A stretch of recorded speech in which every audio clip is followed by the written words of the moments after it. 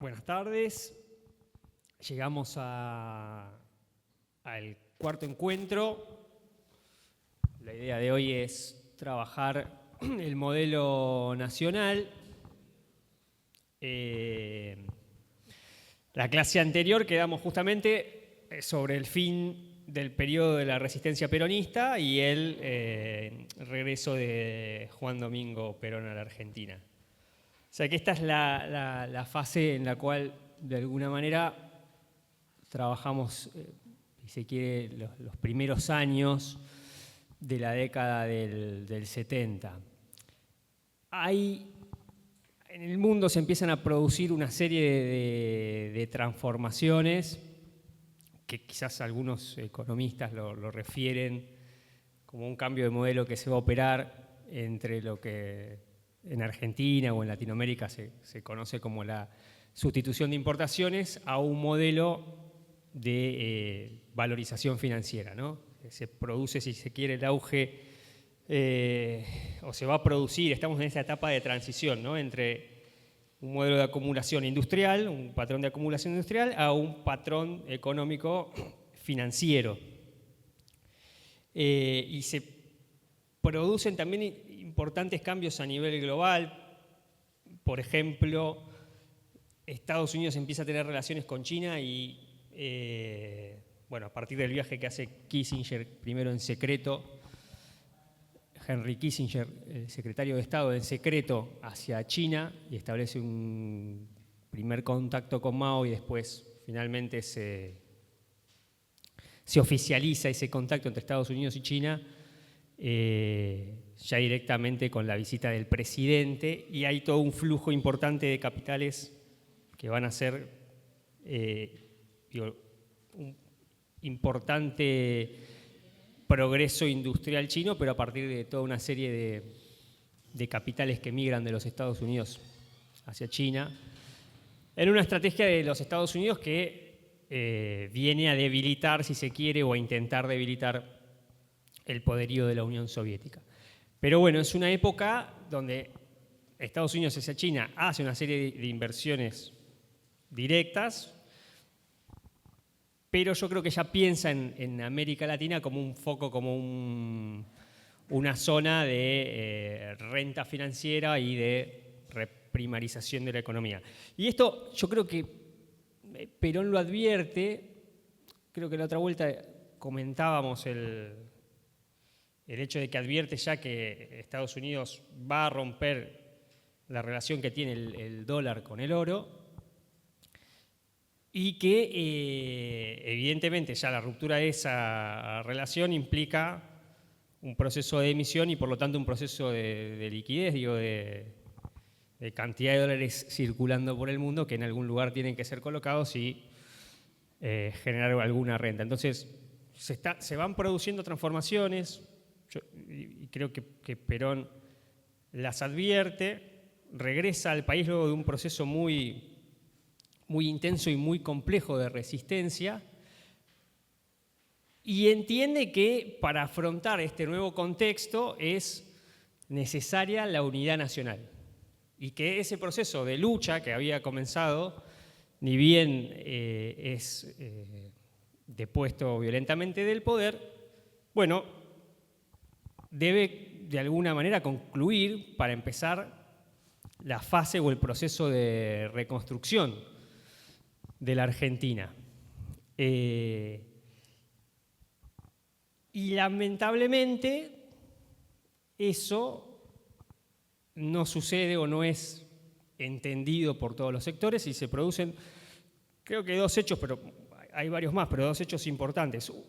Uno es el asesinato de Rucci, el secretario general de la CGT en aquel entonces y un puntal importante, obviamente, del movimiento obrero organizado, y otro es en el 74, esto creo que es en el septiembre del 73, en el 74 el asalto del cuartel de Azul que lo realiza el ERP ya bajo un gobierno constitucional, ¿no? Bueno, son dos hechos que van a, si se quiere, alterar la paz social y evidentemente son dos hechos que Perón entiende que hay que combatir. Con la idea, como digo, de propender hacia la unidad nacional, entendiendo que la fase de lucha armada había concluido en la medida en que había regresado ya Perón, que el objetivo que se había planteado, esa lucha, que era el regreso de Perón, evidentemente ya se había concluido y que había habido un proceso de elecciones democráticas que lo habían colocado nuevamente en el poder. Entonces, en este contexto, se van a dar interesantes discusiones y definiciones importantes de Perón, en diálogos que tiene con distintos sectores, con sectores empresarios, con sectores sindicales y con sectores de la juventud.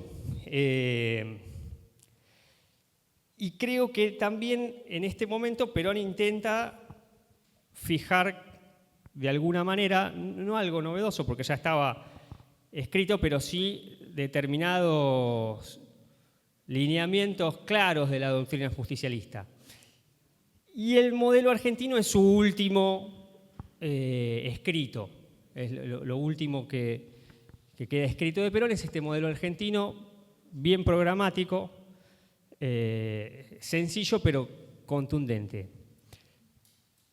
Para eso nos acompaña hoy Gabriel Medina, docente universitario y es nuestro director de la biblioteca municipal, justamente para darnos las claves de este texto de Juan Domingo Perón. Así que muchas gracias, Gaby, porque además, doble gracias porque de un momento para otro salió a la cancha y así que con mucho compromiso militante está con nosotros. Gracias. Bueno, gracias Andrés por la... No fui la primera opción de Andrés, lo cual es muy sabio, pero sí en quien pensó cuando necesitábamos a alguien. Digo, yo no soy el experto en modelo argentino, pero sí soy un docente de vocación y algo de oficio y me pareció que quiere ser interesante por lo menos brindar algunas claves para que pensemos juntos acá este testamento político del general Perón. Así que, bien, el modelo argentino es un texto que guarda... Todo texto se comprende a la luz de un contexto. Un poco Andrés reponía bastante acertadamente los momentos turbulentos en los que en 1974 se presenta este documento. Como todo documento de Perón, siempre, a diferencia de las doctrinas políticas que uno podría pensar como el marxismo, que tienen un autor y hay exégetas, en realidad son obras más bien colectivas. Perón era un hombre de acción, un hombre práctico, un dirigente, que tenía claro, era un intelectual práctico a dónde ir, pero no era quien tenía el tiempo para escribir. Solo algunos textos de exilio son de autoría completa de Perón. En líneas generales, él tenía un norte, una idea, y convocaba un grupo de trabajo que supervisaba efectivamente y a quien él corregía y daba el visto bueno para avanzar, pero decíamos, no es un texto de puño y letra de Perón, sino como la comunidad organizada, y siempre hay incluso una aura de misterio sobre quién es el verdadero autor, no hay hipótesis, hay teorías y demás. Efectivamente, en cerca de un mes, el general Perón convocó a un grupo de técnicos que supervisó y junto a quienes redactó este testamento político que es además una verdadera revisión y reactualización doctrinaria. Es en este texto que aparece nuevamente la comunidad organizada pensada ya en esta nueva década, también algo de las horas de la hora de los pueblos, hay una revisión, pero con una proyección programática. Él dice, algo hay que hacer, él está también viéndose cerca de la hora de su partida y piensa que no alcanza con la figura del líder o el caudillo, sino que hay que legar un programa de acción para llevar a la Argentina a buen puerto, ¿no? Entonces, en este contexto, como bien planteaba Andrés, convulso, una gran preocupación de él es el tema de la unidad de los argentinos. El peronismo estaba tenso entre su ala izquierda y su ala derecha, no se agregaban a consensos para avanzar en ese proceso, y él veía ahí una gran vulnerabilidad y entendía que esta vez, para no repetir la historia, ¿no? para que no alcanza con una idea preclara sobre qué hacer con el país, sino que construir la unidad de concepción para avanzar ese proyecto y que todo no termine en tragedia, es que emprende la idea de un modelo que sea verdaderamente integrador, porque hoy cuando hablamos de unidad y resuena unidad, unidad, unidad hasta que duela, unidad, pensamos en un tipo de unidad quizás táctico-política, ¿no? Para alcanzar y quizás en el mejor de los casos sostener un programa de gobierno. Él estaba pensando realmente en conformar un consenso de ideas en torno al cual participase toda la Argentina y que en todo caso la política sea o tuviese allanado el camino para operativizarlo, ¿no? Y esto suena un poco idílico porque se nos dice que la política es el arte de la confrontación.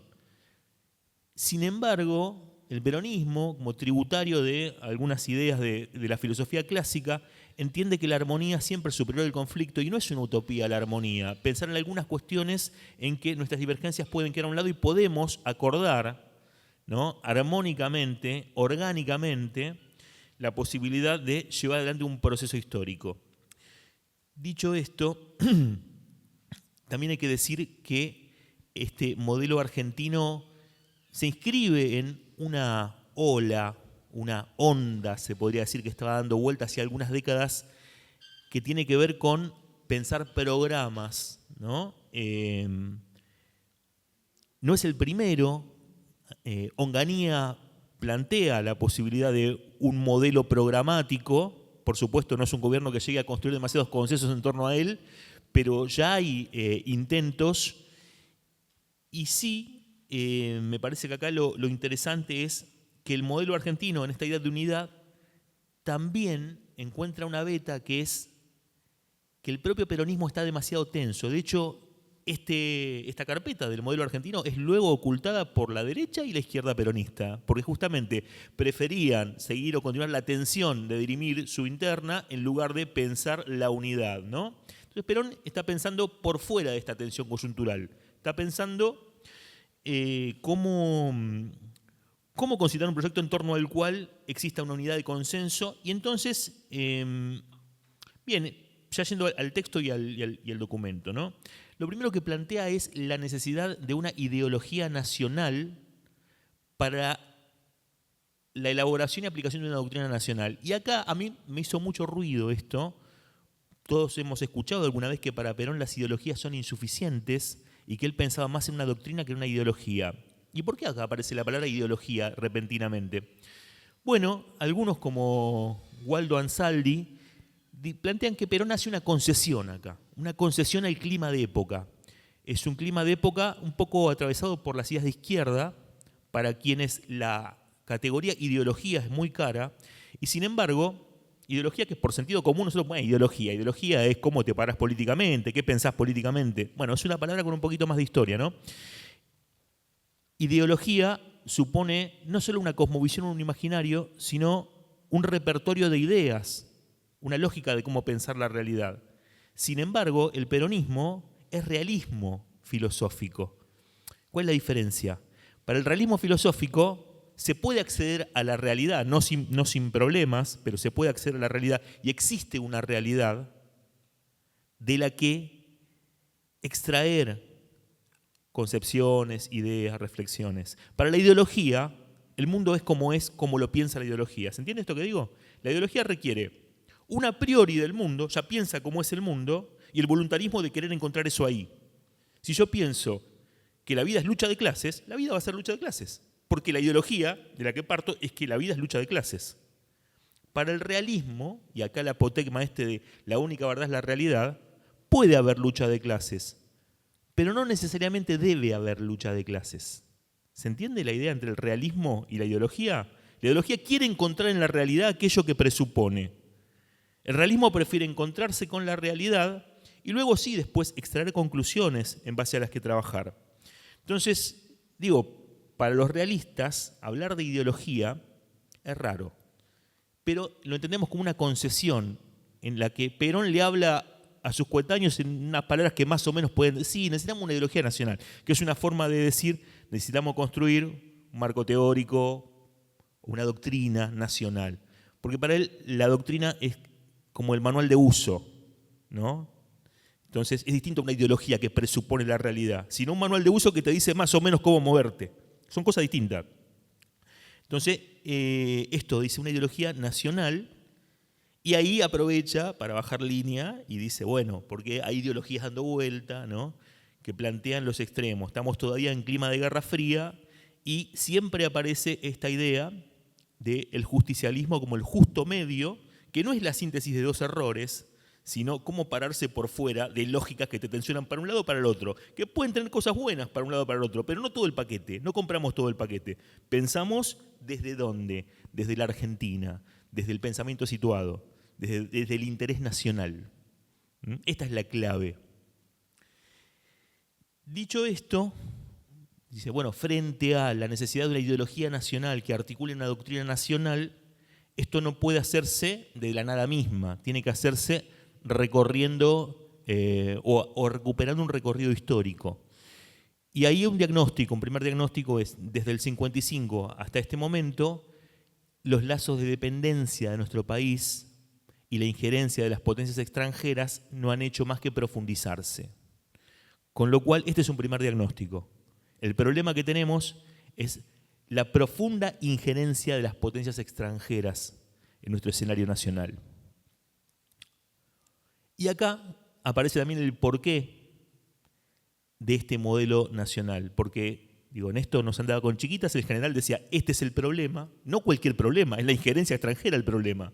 Y frente a esto, la idea de liberación. Y hasta hay una definición, porque liberación puede ser también un término vago, ¿no? La liberación, ¿no? O sea, las tradiciones de izquierda planteaban la revolución y quizás las más conservadoras planteaban, ¿no?, la república, el orden constitucional, jurídico. La liberación aparecía siempre como un eslogan un poco más vago, tendido, tirado a la izquierda, pero no se entendía bien lo que era. Acá Perón dice que la liberación tiene que ver con recuperar la máxima capacidad de decisión sobre nuestro destino. Es eso. No es una utopía en el horizonte, no es hacerse de los medios de producción, no. Es recuperar la capacidad de decisión sobre nuestro destino. Esta es la liberación. Por supuesto, esto es gradual o entraña grados de conquista, ¿no?, de esta posibilidad.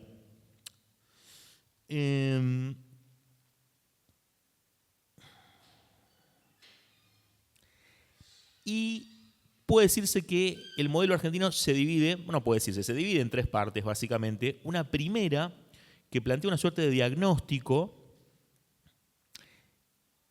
al mismo tiempo que, de alguna forma, explicita las bases filosóficas, desde dónde está pensando este modelo argentino. Una segunda, que es más programática, que plantea las acciones siempre como un conjunto de directivas. Él dice que son un conjunto de directivas. Tampoco es esto capilarmente, sino que es el rumbo. Eso tiene que ser por acá, ¿no? Básicamente, trazo grueso, grosso modo, la cosa debería ir por ahí. Y una suerte de tercera parte, que es una suerte de conclusión final, que es la que plantea el tema del universalismo, del mundo hacia un nuevo orden mundial de carácter más global, mundialista. Entonces decíamos, en la primera parte plantea este tema de la necesidad de una ideología nacional para una doctrina nacional. A través de un recuento histórico establece el eje de conflicto, liberación o dependencia. Aparece acá la palabra dependencia también en una especie de jerga cepalina. En este momento se discutía mucho en la CEPAL la cuestión de la dependencia estructural, ¿no?, de los países periféricos. Y aparecen una serie de consideraciones diagnósticas que comentábamos con Andrés, son un poco inusuales, por lo menos en la jerga política, ¿no? Porque la jerga política moderna es profundamente racionalista, es práctica, es distante incluso, a menos que hablemos del tono del panfleto, pero lo que es un programa político tiende a ser bastante mesurado, y algunos elementos como los que atañen a la condición o a la dimensión espiritual, no suelen aparecer en un programa político. Y acá son nodales. Hay algo vinculado a la dimensión espiritual que es nodal en este diagnóstico y en esta propuesta que hace Perón en este modelo argentino. Por ejemplo, a la hora de pensar este diagnóstico está pensando diversas esferas, como son la vida social, cultural, económica. No deja de ver cómo el avance del consumismo es algo que está lesionando a la persona humana. Estos son tiempos de, por ejemplo, la propuesta que tenía la Alianza para el Progreso, ¿no? Kennedy impulsa una serie de programas para las naciones latinoamericanas. El desarrollismo es un poco tributario de esto, era un poco también para frenar el avance cubano, ¿no? Y hay que hacer toda una educación sentimental que viene de Estados Unidos y avanza sobre los países periféricos para hacernos proclives a este consumismo exacerbado que empieza a aparecer. Acá más de uno recordará aquella serie del perrito Lassie, ¿no? ¿Alguien se acuerda de Lassie? Bueno, había un capítulo de Lassie que Lassie come carne podrida y está enferma, y todo el capítulo es cómo hacemos para que llegue el veterinario, ¿viste? Porque Lassie se da por morir. Todo el capítulo versa sobre eso, cómo hacer para llegar al veterinario. Cuando termina el capítulo, contenta a la familia que cuidaba a Lassie, dice, bueno, ahora llegó un refrigerador porque podemos comprar por catálogo. Esto no era casual. Esto era parte del programa que Estados Unidos tenía para exportar la venta por catálogo como nuevo mecanismo de compra y consumo, ¿no? Entonces, esta máquina de propaganda, a través de las series televisivas, intentaba esto, reconfigurar los hábitos de consumo de la población. Hubo denodados esfuerzos para que Latinoamérica se hiciese la idea de comprar para tirar. De comprar para tirar. No existía la idea de que uno compre servilletas descartables, de que uno compre no ya la maquinita de Gillette, sino toda la afeitadora y la tire. Esos nuevos hábitos de consumo implicaban toda una ingeniería social para habituarnos a esto. Esto lo está viendo Perón, ¿no? Está viendo cómo de repente se empiezan a transformar todos los hábitos en una cultura del descarte, del compre y tire, de que lo importante acá es darle a la maquinita del consumo. Por eso habla del consumo superfluo y dice, conforme a una sociedad avanza y progresa, empiezan a aparecer una serie de consumos superfluos que hay que revisar respecto de la conveniencia de estos hábitos, ¿no? Parece una cosa menor, pero está viendo esto y está viendo incluso cómo esto impacta en la subjetividad de los hombres, cómo el consumo superfluo descentra al hombre. Hay un párrafo que, a ver si lo puedo reponer, que me pareció maravilloso, que dice, en la medida en que los valores se vienen hacia lo sensorial, el hombre deja de madurar y se cristaliza en lo que podemos llamar un hombre niño, que nunca colma su apetencia.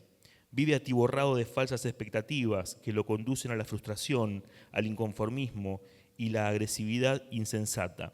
Pierde progresivamente su autenticidad porque oscurece o anula su capacidad creativa para convertirse en pasivo fetichista del consumo, en agente y destinatario de una subcultura de valores triviales y verdades aparentes.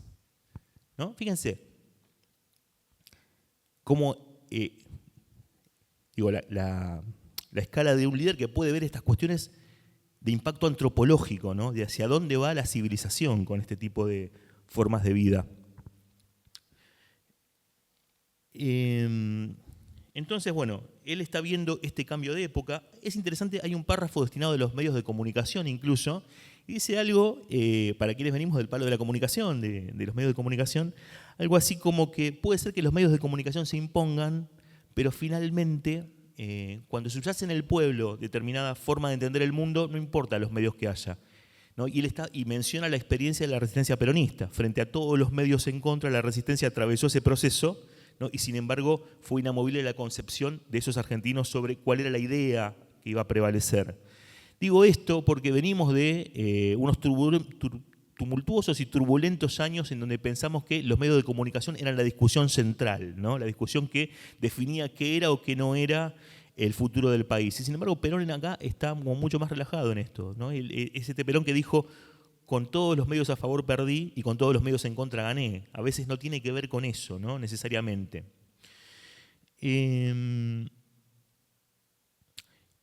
Y Entonces va a partir, cuando habla del ámbito social, de pensar, o va a, ¿cómo decirlo?, a listar una serie de características que él encuentra, dice características sociodemográficas generales. Las características sociodemográficas básicas en nuestro país son bien conocidas. 1. Escasa población frente a su dilatada extensión. 2. Tasas bajas de crecimiento vegetativo. 3. Alta esperanza de vida. 4. Concentración urbana con macrocefalia del área metropolitana, cosa que se ha incrementado con los conurbanos, ¿no? 5. Alta tasa de alfabetización con elevada deserción escolar. 6. Ausencia de conflictos raciales o religiosos. 7. Amplia difusión de los medios de comunicación masivos con limitaciones en cuanto a su calidad intrínseca. Nivel elevado de salubridad, pero con desequilibrios regionales que se verifican en la tasa de mortalidad infantil, que aún es elevada. Me llamó la atención, ¿no?, esta idea de la ausencia de conflictos raciales o religiosos, sobre todo en momentos en el que se nos quiere importar todo el tiempo esto, ¿no?, de los conflictos raciales, de la marronidad que algunos diputados de nuestro espacio hablan, ¿no? Digo, cuando en realidad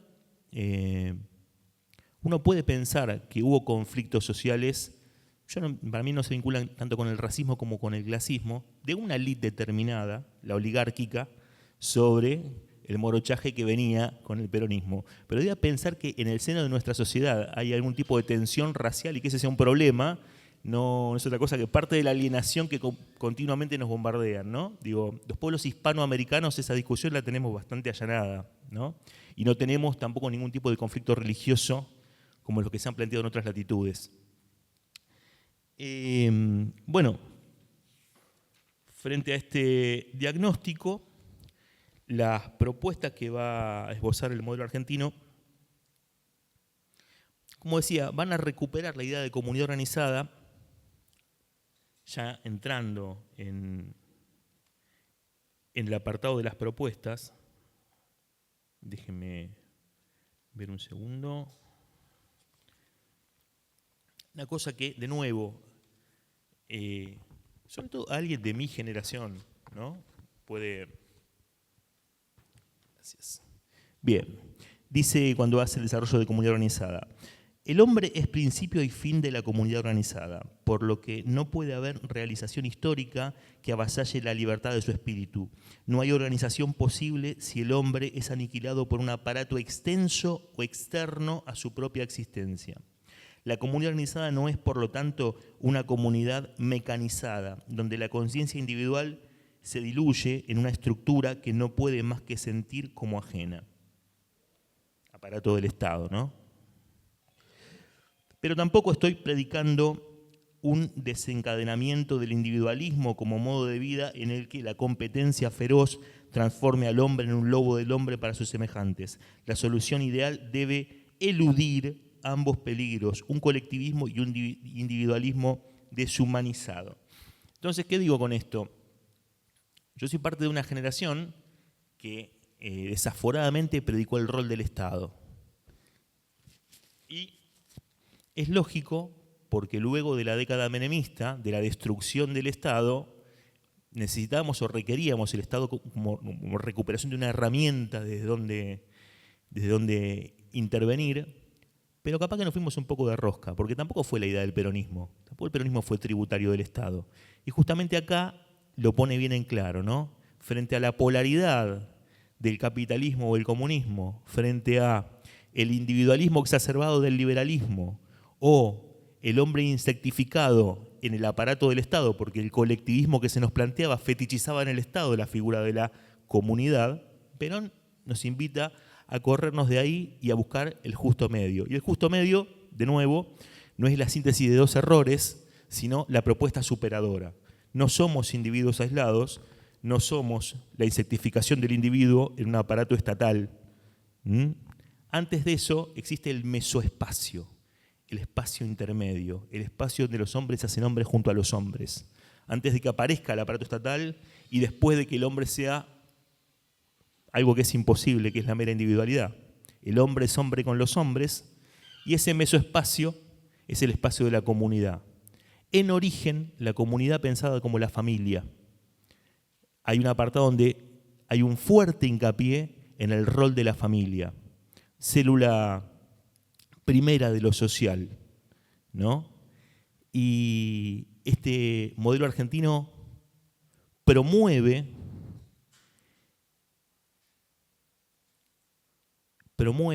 la figura de la familia como la figura central para pensar la sociedad argentina.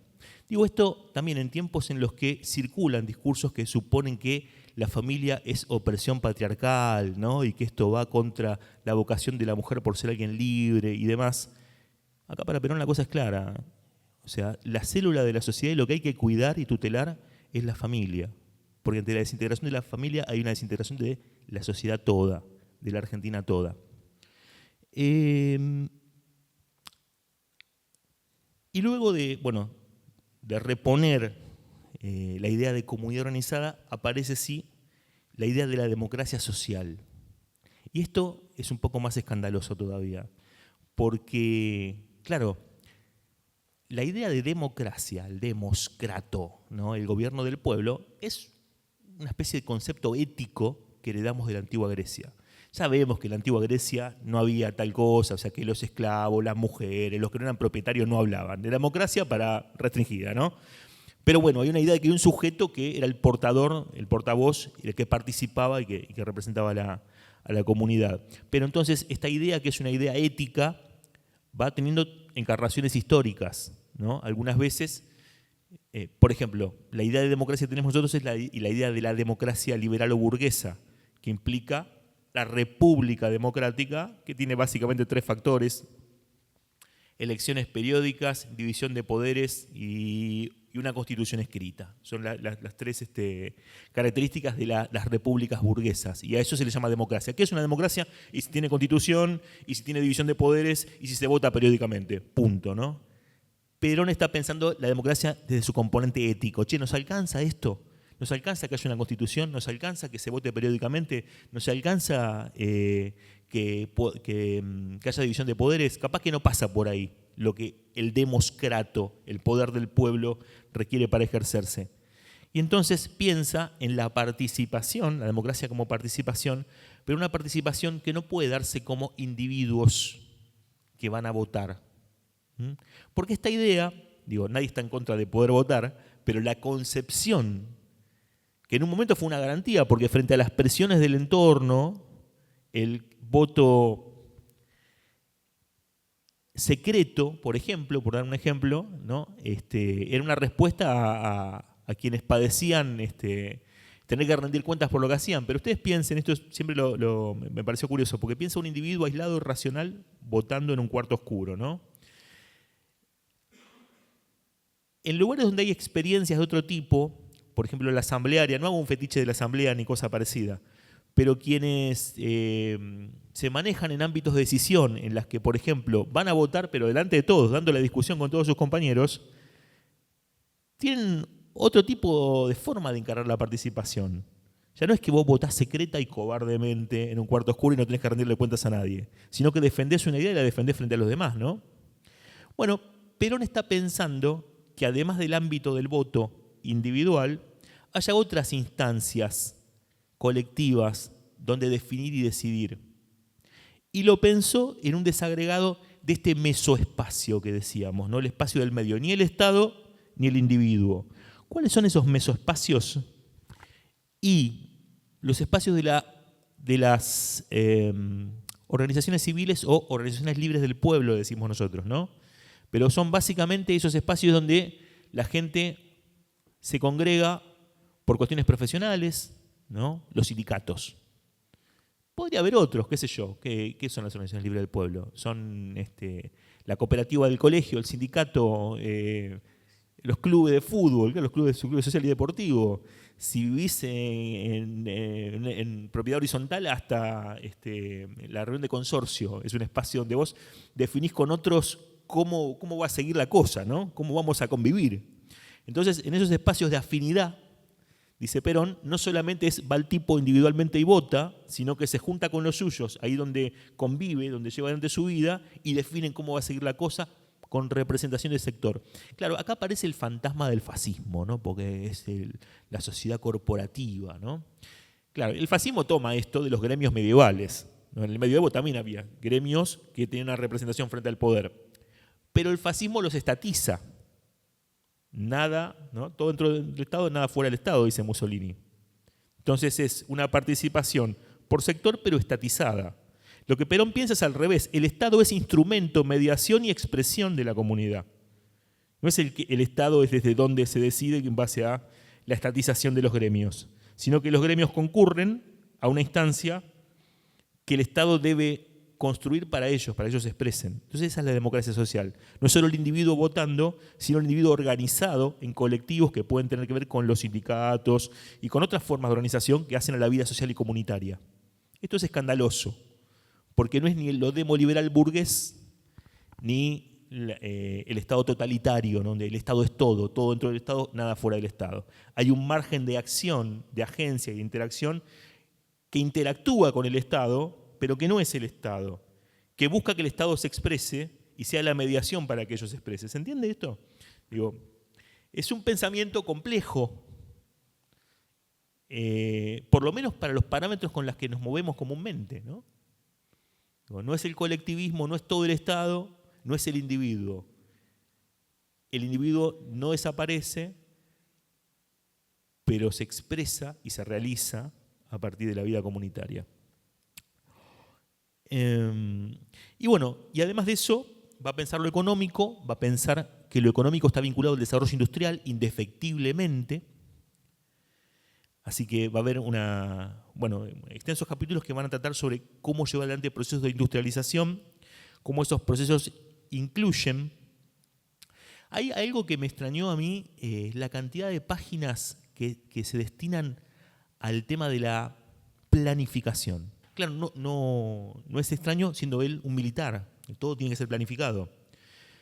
Pero comentábamos con Andrés, ¿no? Llegamos a tener un presidente que dijo que él no creía en los planes. Y digo, más allá que hoy se puede hacer leña del árbol caído, cuando uno se encuentra con Perón es ineludible esta idea de planificación para no desaprovechar los recursos, por los costos que implica no planificar luego. ¿Cómo es planificación, planificación, planificación, planificación? Sin embargo, también advierte la planificación excesiva muchas veces coacciona la creatividad. Y también tiene que haber un espacio para la creatividad. Entonces, lo alucinante es que esta idea del justo medio aparece en todo en Perón. O sea, tiene una propuesta, pero que no se va a los extremos, ¿no? Dice, planificación ante todo, pero espacio para la creatividad. Ahí piensa que los empresarios deberían ser los encargados de este rol de creatividad, ¿no? Dice, los empresarios no son ni santos ni demonios, ¿no? Son gente que tiene una responsabilidad social y es la de la innovación y la creatividad, ¿no?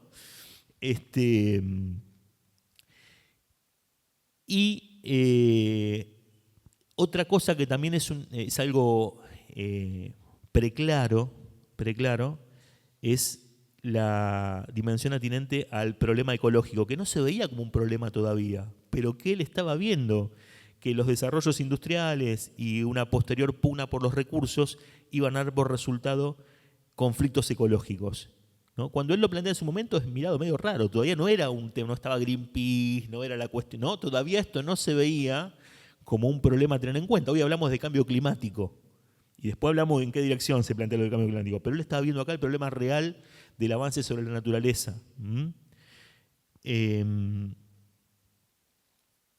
Y también, y todo esto surcido y atravesado por la dimensión espiritual. La comunidad organizada como un elemento que salvaguarda al hombre como el centro de todas las cosas. Y digo esto porque pensaba, él hablaba de esto y nos parecía extraño, yo viéndolo como un texto político en los tiempos de la modernidad, un texto programático que ponga tanto énfasis en lo espiritual, parece raro. Sin embargo, esto se escribe en el 74 y en el 79 Margaret Thatcher dice, no venimos por su dinero, venimos por sus almas. ¿No? O sea, creo que al viejo no se le escapaba nada, ¿no? Y bueno, finalmente hay una serie consideraciones sobre los roles que van a tener en la democracia social, en la comunidad organizada, ciertos sectores sociales, el clero, la milicia, los científicos, los avances tecnológicos. Y para todo parece tener una respuesta, pero no, se está pensando en cada uno de esos actores sociales, ¿no? Los trabajadores, por supuesto, los empresarios, ¿no? Y todo guarda un lugar en una idea, como decíamos, que nosotros habituados a pensar la política como conflicto, él está pensando en la armonía y en la organicidad. Para quienes militamos, cuando hablan de la orgánica, siempre están como disciplinándote, ¿no? La orgánica es como lo que te, ¿no? Y sin embargo, me parece que hay también otra segunda acepción de lo orgánico, que tiene que ver con esto, con lo armónico, con lo que hace un organismo, como lo que hace que todo funcione y fluya, ¿no? Esta es la concepción que tiene Perón de las sociedades jerárquicas, pero orgánicas. Es decir, hay una jerarquía que tiene que ver con la organicidad, ¿no? Con esta idea de organismo, como todo armoniosamente trabaja para el conjunto, ¿no? Porque estamos en épocas de subversión donde todo es horizontal, aparentemente, después siempre mandan lo que ya sabemos, pero se nos subsume una idea de horizontalidad o falsa horizontalidad que muchas veces no respeta las auténticas y legítimas conducciones que están ahí porque han hecho un esfuerzo o han dedicado un tiempo histórico para estar donde están, asumiendo las responsabilidades que asumen, ¿no? En el peronismo hay un reconocimiento para la jerarquía, legítima por supuesto, y orgánica, ¿no? Esta idea de recuperar la armonía y la organicidad para concitar la unidad. Y finalmente la apuesta por el universalismo. Que esto es, él ve que el mundo camina hacia una unificación y lo que en todo caso él propone es cómo va a darse esa unificación. Él piensa que hay una escala de unidad nacional, luego una razonable escala de unidad continental para pasar a este mundialismo. Esto él lo podía ver porque ya hubo procesos de regionalización, ya la Unión Europea estaba en ciernes. Lo que algunos piensan es que quizás lo que no previó es la caída del muro de Berlín y lo que violentamente eso produjo en términos de globalización, como que la etapa de continentalismo pudo ser sorteada por una globalización neoliberal que rápidamente sobrevino en los 90 cuando cae la Unión Soviética, ¿no? Esto él pensaba, bueno, lo nacional, lo regional. Claro, él no pensaba en la globalización, él pensaba en otra propuesta universalista que contemple la diversidad de los pueblos. Del tercer mundo, que es una apuesta política también de este libro. Tercer mundo, para mi generación, Tercer Mundo es un disco de Fito Páez que le responde a la propuesta del primer mundo de Carlos Menem. Pero políticamente Tercer Mundo implicaba no el primer mundo capitalista, no el segundo mundo socialista, sino una alternativa de los países no alineados. Y era una apuesta política de Perón, que los países del sur, los países no alineados, configuren otro tipo de fisonomía mundial geopolítica.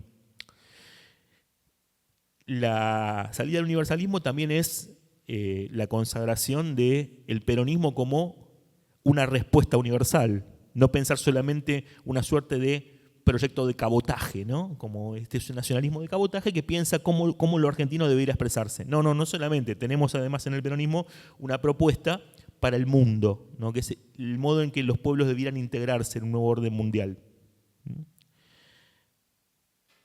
Bien. Bueno, esto es lo que tengo yo sobre el modelo argentino para el desarrollo nacional. Muchas gracias.